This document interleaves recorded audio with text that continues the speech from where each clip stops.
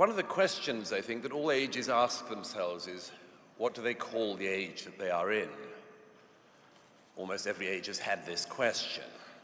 Most recently, the age of modernism asked what comes after modernism, and the rather unoriginal idea was postmodernism.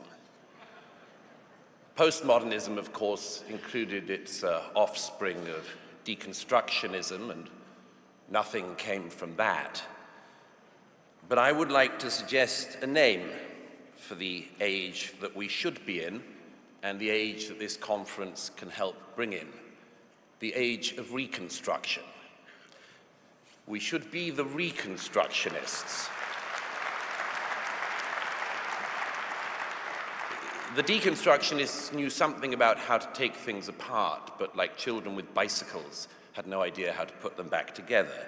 So it'll be the job of people like those in this room to try to put that civilization back together, and I'm delighted that that's one of the things that we're gathered here to do. I wanted to lay out two broad ideas of what we can do to bring that to pass. First, let me just give an example. Since we are in Britain and there are many Europeans here, I might just make reference to the fact there seems already to be, not in this room, but in Europe, widely a certain contempt for innovations that are occurring in the US, not least at governmental level. There's a whining and a howling about, for instance, Doge's attempts to not just stop government waste, but actually to reform by exposing government waste. One of the great advantages of Doge so far is that you don't only see a way in which a country like America might balance the budget, but in stripping away all of those layers of bureaucracy and budget, you also unveil underneath it the kind of rot that our societies have been willing to put up with along the way. I gather that the administration in DC is looking to do, after USAID, something which was found to be so rotten that it had to be gotten rid of in its entirety, is looking at doing the Department of Education. In America, as in the rest of the West, there is no greater task to do. In New York State, where I spend much of my time, an average spend at a state school is now per pupil around $35,000 a year. For that sum, K through 12 students finish with only just about half of them with basic literacy and half with basic numeracy. So nobody can tell us that money is the problem. Money is not the problem. You could keep throwing money at this problem and you can still create more and more illiterates. So I just wanted to mention briefly the two things I think that can be looked at. The first is, of course, innovation. Again, for those of us in Europe and in Britain, there's an enormous amount to learn, rather than to scorn the American experience. There are reasons why so many of the unicorn startups are from America, why disproportionately they're still from America. There must be something that they're doing right. In this country, we still have a situation where 1 in 5 of the working age population simply do not work, and we, the rest of the taxpayers, subsidize those people not to work. And this seems to me to be a great national scandal, but still something which our governments don't care to address. To my mind, one of the great explanations for this disparity in innovation between Europe and America is a very simple question. It's our attitude towards risk. The idea in America remains that life is indeed risky, that success is risky. And in much of the rest of the West, we've fallen into a kind of complacency, which is a sort of welfarism. When I returned to the UK recently, I discovered that the great debate in the UK was about how to kill the elderly more efficiently. And I was struck that the only argument that any Labour minister could make against euthanasia coming online with the NHS was that she didn't think that the NHS was capable of performing euthanasia efficiently. I mentioned in The Spectator at the time that this was, I think, wrong in one important degree. The NHS is a world leader in killing the elderly. It's just that they only kill the people who don't want to die. The NHS, to which endless governments in this country pour money, is always told to us to be the envy of the world, and yet, of course, none of us can find a GP appointment. But I wanted to mention one other main thing, and to do so, I just want to reflect on something that's been much on my mind in the last couple of years. I spent most of the last couple of years in Ukraine and a much lengthier time in the Middle East covering the wars there. And when I returned to the UK in December, I bumped into a politician friend from Westminster and I was extolling the virtues of the IDF, with whom I've been embedded for much of the last year in Gaza and Lebanon and elsewhere. And she said to me, isn't it remarkable that extraordinary events throw up these extraordinary people? I was singing the praises of the amazing young men and women of the IDF as they battle the death cults of Hamas and Hezbollah. And this politician said to me, it is amazing, isn't it, Douglas, that this young generation has stepped up to the challenge, has answered that question of whether or not their generation is fit for the civilizational challenge. And she said, it's extraordinary the way in which events throw up people. And I said to her, there's a tweak we need to do to that analysis, which is it's not just extraordinary events that throw up extraordinary people.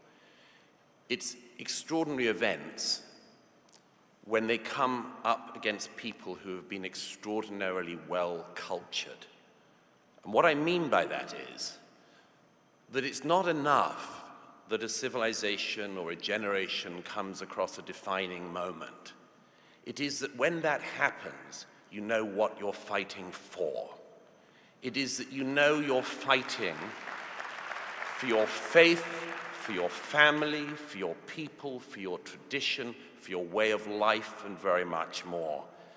Clever people can sometimes say very stupid things. And in a recent interview, Yuval Noah Harari, who wrote *Sapiens*, was asked if there was any book that he would recommend that people could read in the present to understand the future that's coming. And he said no, he couldn't think of such a book because change was going to be so incredibly fast. And I said a couple of days later at an event in Jerusalem, that's flat out wrong. Change has always happened. And if you want a book to guide you, how about having the book that guided your forebears?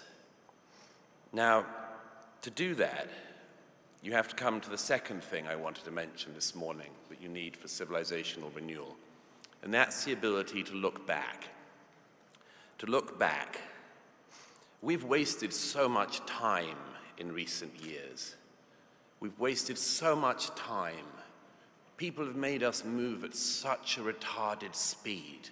We've had years of talking about the most basic things that our species knew, men and women, what are they? Come on. Who had time for this? Who has... And the problem is that there is a cost to this. There has been a civilizational cost to be made to go at the speed of the slowest kids in the class.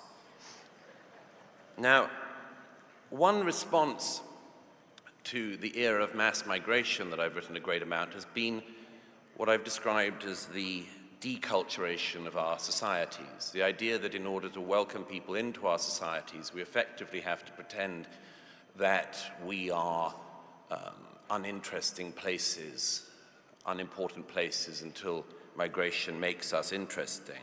And I just wanted to mention an analogy here, which my friend Eric Weinstein, who's come in today from LA, gave me this idea a while ago.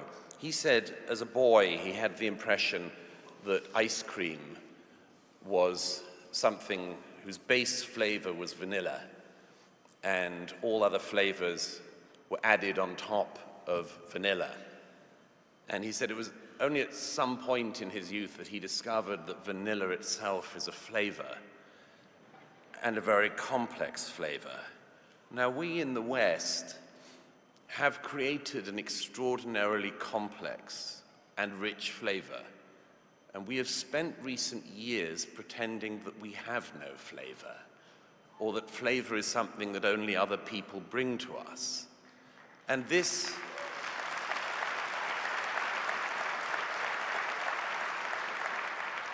is, of course, flat out wrong, but it's been something that we have told more than one generation of young people in the West. We've told them that we don't really have anything very great, or if we do, we oughtn't to talk about it too much. And I believe that that is flat out wrong, because what we have in cities like that, just a little way up the road, and in the cities of Europe and the West, are the greatest civilization that the world has known. And we have the choice. We have the choice either to live in the wastelands or to rebuild them.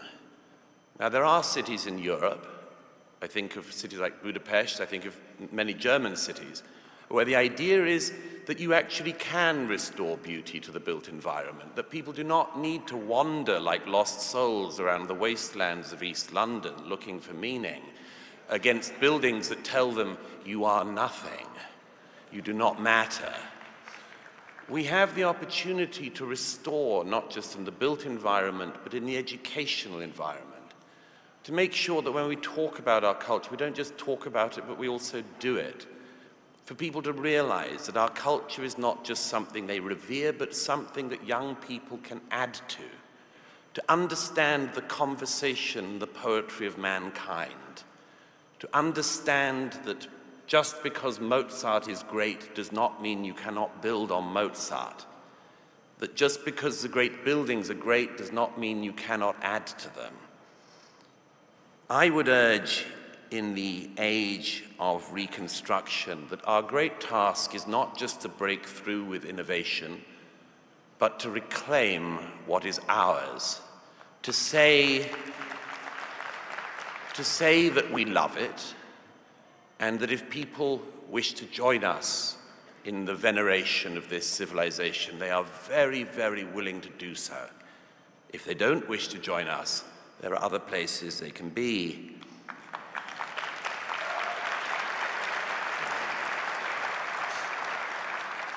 Everybody knows that those of us who revere T.S. Eliot revere him in part because he told us, and indeed tells us still, that a civilization can be reclaimed even at the 11th hour. But even in this hall, I would say that there is another possibility as well, which other philosophers, Strauss and others, also give us, which is the possibility that civilization can also be reclaimed even at the 13th hour, even in the most inauspicious circumstances, and most importantly today, from the most inauspicious of locations. Thank you.